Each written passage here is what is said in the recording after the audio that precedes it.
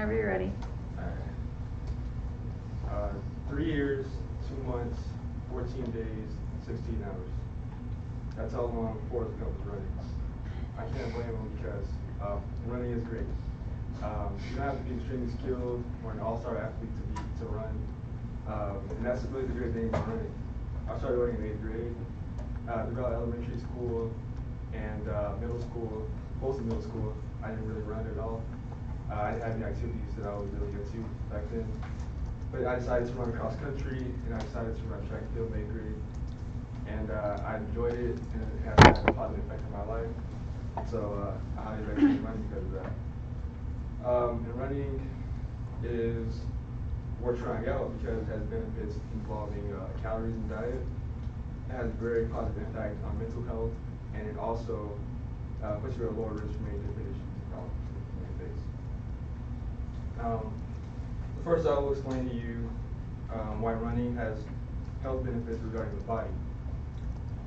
Calories, blood pressure, and fat levels play an extremely important role in the body, and running can help to improve all of these things.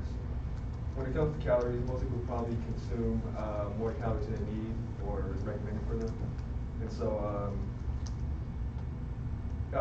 people probably like eat more calories from one meal, especially if they're eating fast food or eating like a Big Mac or something. They probably consuming like 500 calories, and so running can help you to burn those calories. And so water running, so according to Kimberly Wong, water running is one of the most strenuous activities you can perform. And running in water, it's because of the wet stuff is about 12 to 15 times as resistant as air. And running at your hardest, you can burn about 17 calories per minute. And so you can burn up to 340 calories if you run in water for 20 minutes, which is actually a pretty significant amount of calories you can burn. That's just about your breakfast. And so you kind of can cheat a little bit too for lunch and dinner if you do that, because I mean, for lunch and dinner you're probably eating like 500 or 400 calories. So if you burn those calories, then that'll help out to eat a little bit more. And then running in water is also really great because I mean it's a creative way to run, and it's probably a lot of fun too.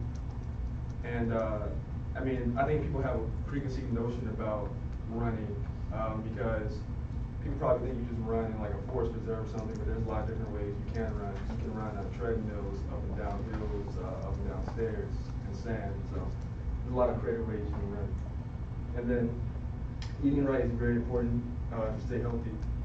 And running healthy with giving you a better diet.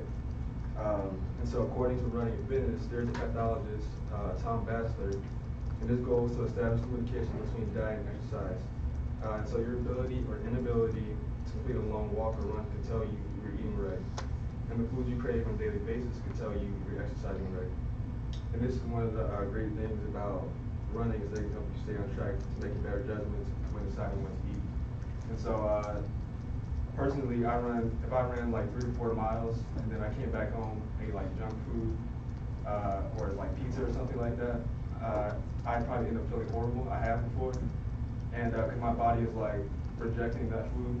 And also, I mean, it just, if I were to go like on a long run after that, I wouldn't probably be able to finish it because of the thing that's in my body. So it definitely helps you a lot with putting the right things in your body for sure. And then running also it doesn't just have physical benefits, but it also has many different mental benefits as well.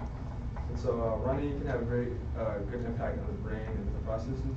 When it comes to running, it has a lot to offer. According to Philip Mahan, recent studies have shown in some ways in which mid-level cardiovascular activity helps booster mental stability. While jogging, your brain is flooded with newly oxygenated blood. And this shows running have a very positive effect on the individual's mental well-being.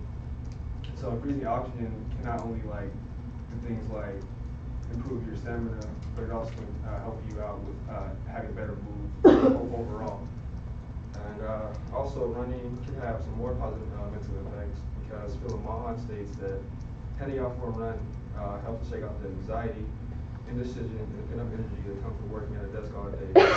It's a restorative process and one that helped me through what might likely be referred to as psychological meltdown a few years ago.